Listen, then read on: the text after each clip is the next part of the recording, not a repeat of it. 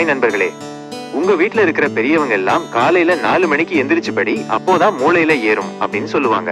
ஆனா உங்களுக்கு என்னவோ நைட்டு 11 மணிக்கு மேலதான் படிக்கிற மூடே வரும்.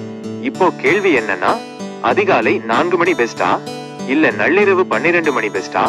அறிவியல் பூர்வமா எது சிறந்ததுன்னு இன்னைக்கு வீடியோவுல தெள்ள தெளிவா பார்க்க போறோம். வாங்க வீடியோக்குள்ள போகலாம். முதல்ல அதிகாலை படிப்பதை பார்ப்போம். இதை அறிவியல் ரீதியா ஏர்லி பேர்ட்ஸ் அப்படின்னு சொல்லுவாங்க.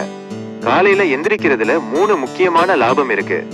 புதிய மூளை, ஒரு நல்ல தூக்கத்துக்கு அப்புறம் உங்க மூளை ரொம்பவே ரெஃப்ரெஷ்ஷா இருக்கும். கஷ்டமான கணக்குகள் அல்லது தியரிகளை படிக்க இதுதான் சரியான நேரம். அமைதி, காலை நேரத்துல வண்டி சத்தம் இருக்காது, வீட்ல யாரும் தொந்தரவு செய்ய மாட்டாங்க. இயற்கை ஒளி, காலையில கிடைக்கிற அந்த இயற்கை வெளிச்சம் உங்க கண்ணுக்கும் மனசுக்கும் ஒரு விதமான பாசிட்டிவ் எனர்ஜியை கொடுக்கும்.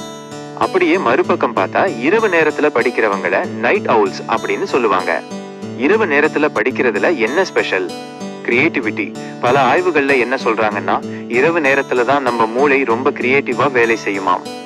தொடர் கவனம், பகல் முழுக்க வேலைகளை முடிச்சிட்டு இனிமே ஒண்ணும் இல்ல அப்படின்னு ஒரு நிம்மதியோட படிக்க உட்காரும் போது கவனம் சிதறாது. நினைவாற்றல், இரவு நேரத்துல ஒரு விஷயத்த படிச்சுட்டு உடனே தூங்க போறதுனால அந்த தகவல் உங்க ஆழ் மனசுல வேகமா பதியும் அப்படின்னு சில ஆராய்ச்சிகள் சொல்லுது. இப்ப நீங்க கேட்கலாம், அப்போ நான் எப்போதான் படிக்கணும் அப்படின்னு. இது உங்களுடைய சர்க்கேடியன் ரிதம், அதாவது உங்க உடம்போட உயிரியல் கடிகாரத்தை பொறுத்தது. உங்களுக்கே தெரியும் நீங்க எப்போ அதிக எனர்ஜியா இருப்பீங்கன்னு. காலையில எந்திரிச்சதும் ஒரு 15 நிமிஷத்துல சுறுசுறுப்பா ஆகிட்டீங்கன்னா நீங்க ஏர்லி பேர்ட்ஸ். இல்ல, எனக்கு ராத்திரி 10 மணிக்கு மேலதான் மூளையே வேலை செய்யும்னு நினைச்சா நீங்க நைட் அவுல். முக்கியமான விஷயம் என்னன்னா, நீங்க எப்போ படிச்சாலும் சரி, குறைந்தது 7 மணி நேர தூக்கம் கண்டிப்பா இருக்கணும். தூக்கத்தை கெடுத்துட்டு படிக்கிறது உங்க நினைவாற்றலை சுத்தமா குறைச்சிடும். முடிவா சொல்ல போனா நேரம் முக்கியம் அல்ல, அந்த நேரத்துல நீங்க எவ்வளவு கவனமா படிக்கிறீங்க என்பதுதான் முக்கியம்.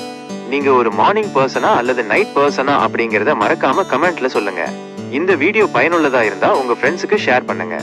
நாளைக்கு மொபைல் போன் கவனச்சிதறலை தடுப்பது எப்படி அப்படிங்கிற சூப்பர் டிப்ஸ்ல மீட் பண்ணலாம். பாய்.